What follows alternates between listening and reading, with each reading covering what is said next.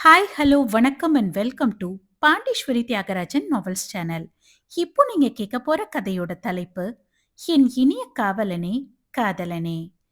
இந்த கதை உங்களுக்கு பிடிச்சிருந்தா லைக் பண்ணுங்க, உங்களோட ஃப்ரெண்ட்ஸ் அண்ட் ஃபேமிலிக்கு ஷேர் பண்ணுங்க. மறக்காம உங்களோட கருத்துக்களை கமெண்ட் பாக்ஸ்ல கமெண்ட் பண்ணுங்க. டெய்லி கதையை தொடர்ந்து கேட்கணுமா? எங்களோட சேனலை சப்ஸ்கிரைப் பண்ணுங்க. கூடவே பெல் ஐகானையும் கிளிக் பண்ணுங்க. வாங்க கதைக்குள்ள போகலாம். என் இனிய காவலனே, காதலனே. அத்தியாயம் 12.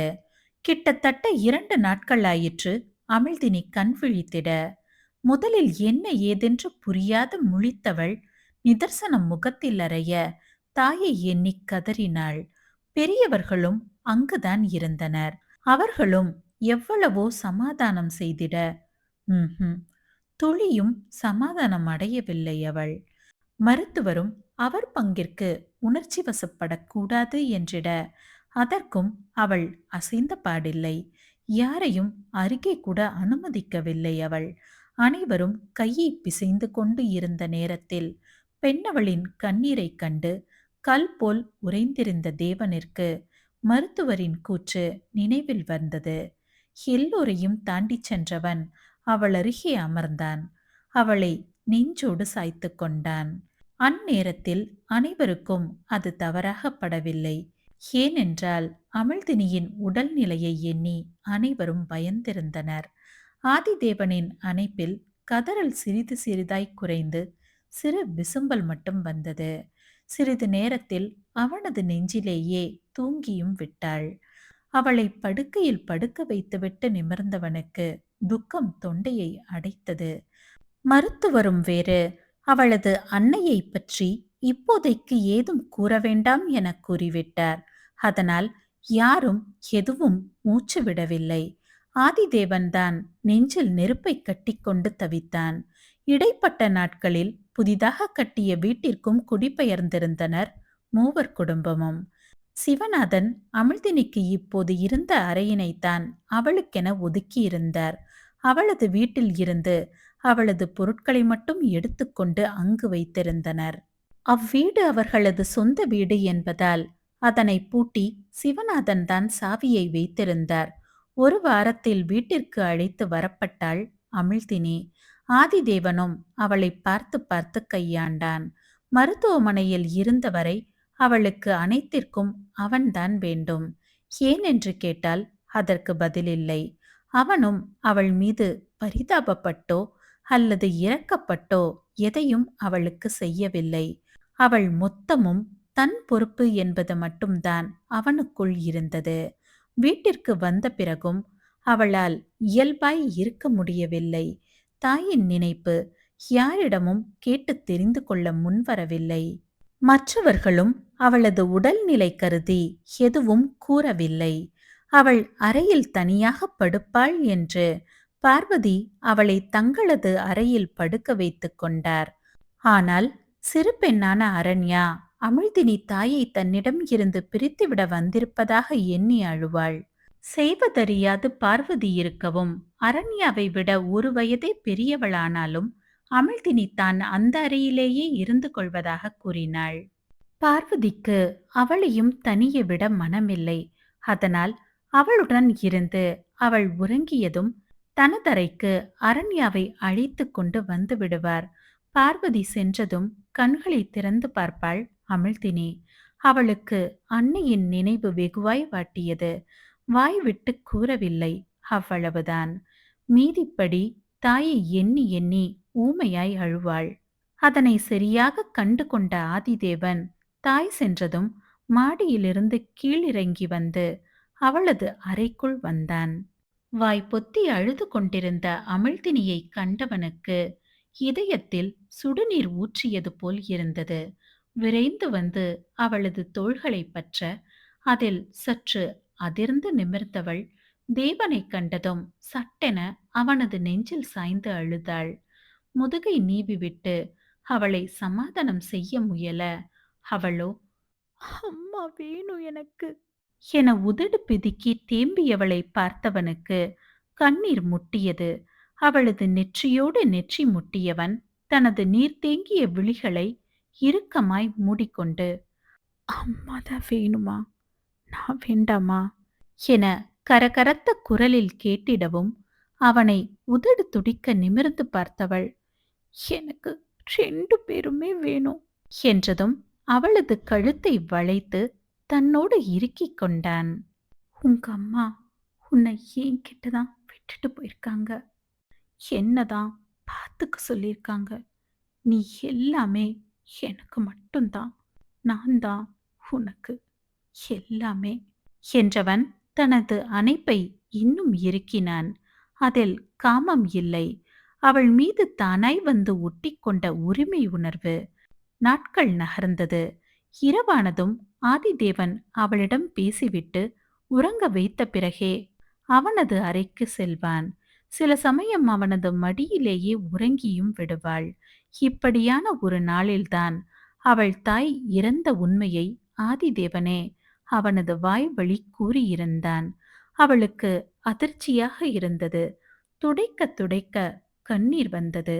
ஆனால் ஒரு வார்த்தை அவனை எதுவும் கூறிடவில்லை. அவனுக்குத்தான் மனம் அடித்துக் கொண்டது.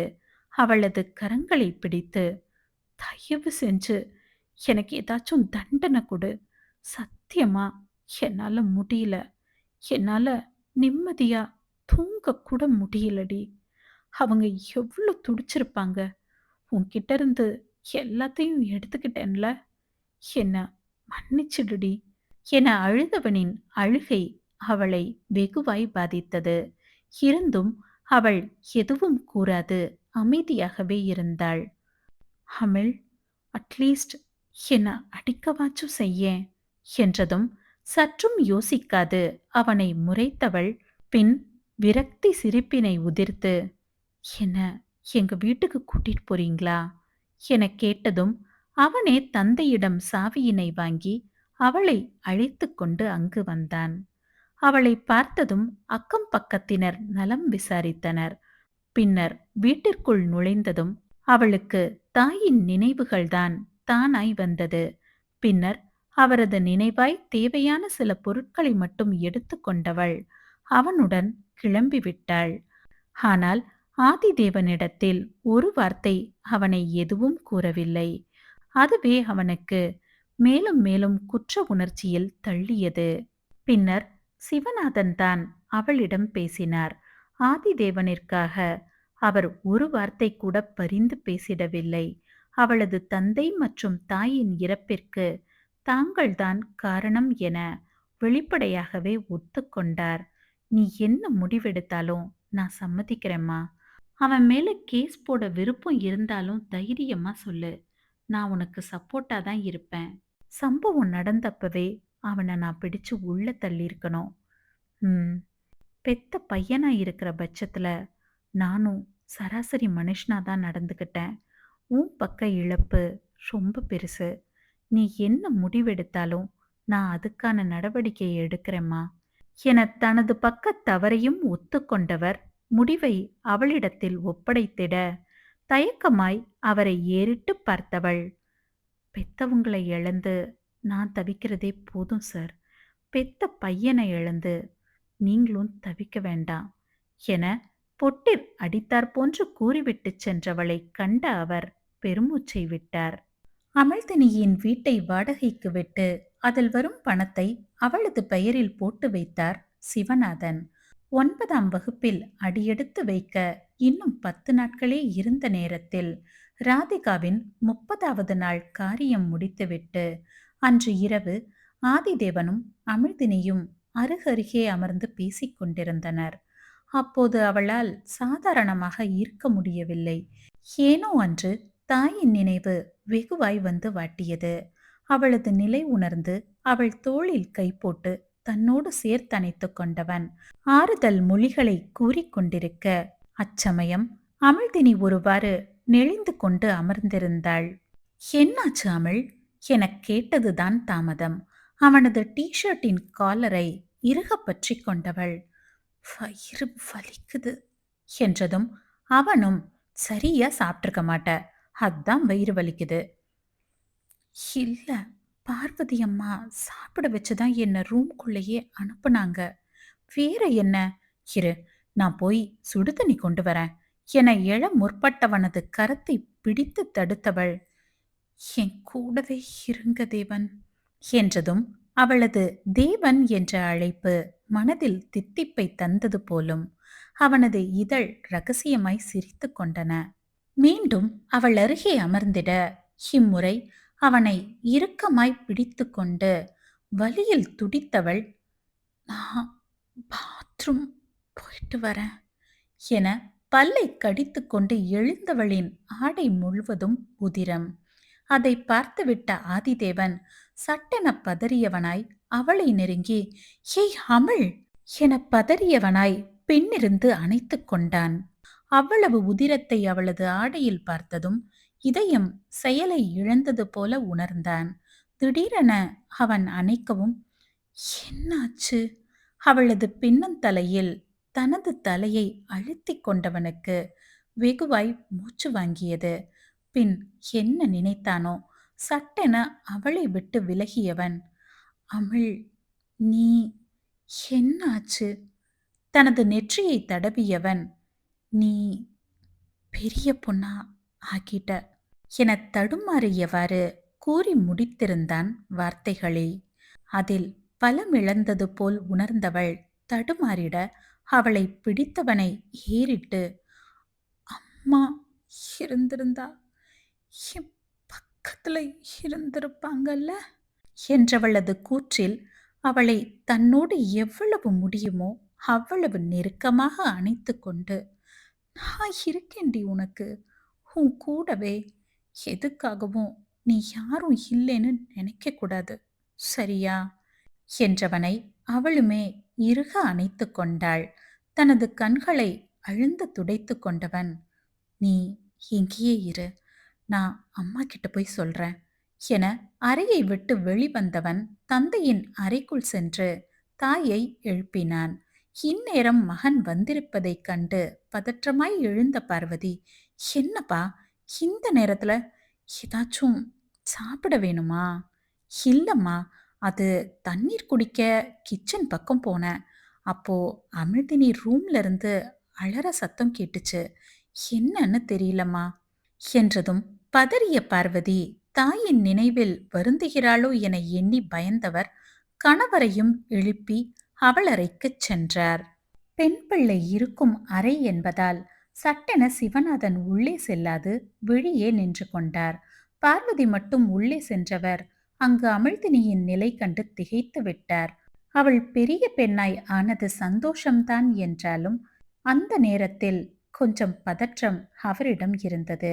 வெளியே வந்து கணவரிடம் விஷயத்தை கூற அவருக்கும் மகிழ்ச்சியே. மறுநாள் மூவர் குடும்பமும் ஒன்று சேர்ந்து அவளுக்கு புட்டு சுற்றினர். ஓலை கட்டுவதற்கு கையை பிசைந்த நேரத்தில் ஆதிதேவனே முன்வந்து தான் கட்டுவதாக கூறவும் சிவநாதன் தனது சம்மதத்தை மனையாளிடம் கண்ணசைவில் தந்திட அனைத்து சம்பிரதாயங்களும் நல்லபடியாக நடைபெற்றது. புடவையில் பெண்ணவளை பார்த்ததும் அசந்து போய்விட்டான் ஆதிதேவன். அதுவும் அவள் அவனை பார்த்ததும் பார்வையை தழைத்தது வேறு அவனை தூண்டிவிட்டது. நிலை குலைந்து போனான் பெண்ணவளால். ஓலை கட்டிய அன்று பார்த்தது. அதன் பிறகு தொடர்ந்து 5 நாட்களும் ஆதிதேவனால் அமிழ்தினியை பார்க்க முடியவில்லை. அமிர்தா, பார்வதி அல்லது ரேணுகா யாராவது இரவில் அவளுடன் இருந்து கொண்டே இருந்தனர். கல்லூரி சென்றாலும் தன்னவளது நினைவே அவனை வாட்டியது. அவளது சந்தனம் தடவிய கன்னங்களை தொட்டு உரசிட மனம் ஏங்கியது. தன்னை எண்ணி வாய்விட்டே சிரித்துவிட்டான் ஆதிதேவன். பின்னர் பல அறிவுரைகள் அமிழ்தினிக்கு வழங்கப்பட்டது. சாப்பிடுவதற்கு என்று தின்பண்டங்கள் வேறு வரிசை கட்டி நிற்க ஒரு வாரத்தில் சற்று மெருகேறி இருந்தாள் அமிழ்தினி. இன்னும் ஆதிதேவன் அவளை பார்த்திடவில்லை. மனம் தவியாய் தவித்துக் கொண்டிருந்தது அவனுக்கு. நாட்கள் கடந்தது. அமிழ்தினியை புதுப்பள்ளியில் சேர்ப்பதற்காக பழைய பள்ளியிலிருந்து மாற்றுச் சான்றிதழ் வாங்க அறையை விட்டு வெளியே வந்திருந்தாள் அமிழ்தினி.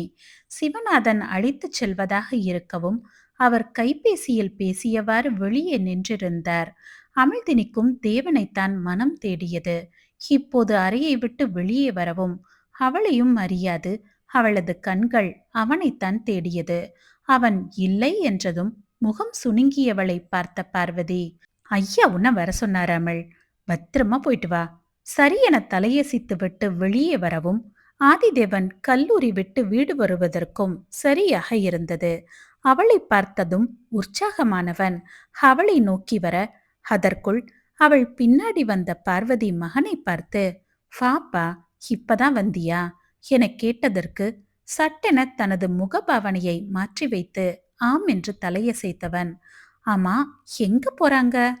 அவளுக்கு டிசி வாங்கப்பா, அப்பா தான் வேற ஸ்கூல் மாத்தலான்னு சொன்னாரு. அப்படியா, சரி, நானும் போயிட்டு வரேன் என வேகமாய் திரும்பியவனை, ஆதி, என்னம்மா? குரல் அன்னையிடத்தில் இருந்தாலும் பார்வை கார் கதவிலேயே இருந்தது. அவங்க மட்டும் போகட்டும், நீ வா என்றதும் மொத்த உணர்வும் வடிந்து அன்னையை புருவம் சுருக்கி பார்க்க, புரிஞ்சுக்கோப்பா, அமிழ் பெரிய பொண்ணாகிட்டா என்றதும் முகம் மாறிவிட்டது அவனுக்கு. அதை அமிழ்தினியும் கவனித்தவள் சட்டென காரில் ஏறி அமர்ந்து கொண்டாள். அவளுக்கு ஏதோ தன்னில் இருந்து பிரிந்த உணர்வு. கண்கள் கூட கலங்கிவிட்டது அவளுக்கு. ஆதிதேவனோ தளர்ந்த நடையுடன் அறைக்கு சென்றவன்தான். சாப்பிடக்கூட வெளியே வரவில்லை. ஆத்திரமாக வந்தது. அவள் பெரிய பெண்ணாக இருந்தால் என்ன? அவள் எப்போதும் எனக்கு மட்டும்தான். யாரும் அவளை தன்னிடம் இருந்து பிரிக்க முடியாது. அந்த உரிமை யாருக்கும் இல்லை என கண்ணா பின்னாவென அவனது மனம் அலைபாய்ந்தது. அவனுக்கு இப்போதே அமிழ்தினி வேண்டும், அவ்வளவுதான். அவன் தூங்கவில்லை, ஏன் கட்டிலில் அமரக்கூட இல்லை. அவள் மீது அவன் கொண்ட உரிமை உணர்வும் நேசமும் காதலும் அக்கறையும் மொத்தமாய் வெளிவந்து அவனை வெறியேத்தியது. மணி 12 தாண்டியிருக்கும். இன்று என்ன நடந்தாலும் பரவாயில்லை என்ற முடிவோடு கதவை திறந்தவன் அதிர்ந்து விட்டான். தொடரும்.